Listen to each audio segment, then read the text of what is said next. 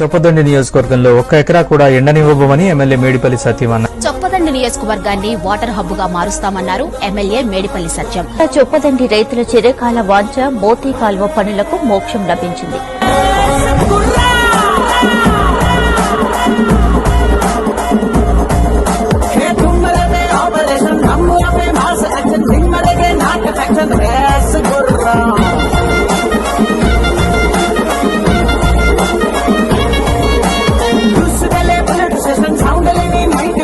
ఈరోజు చొప్పదండి నియోజకవర్గ రైతాంగానికి ఒక పండగ రోజు.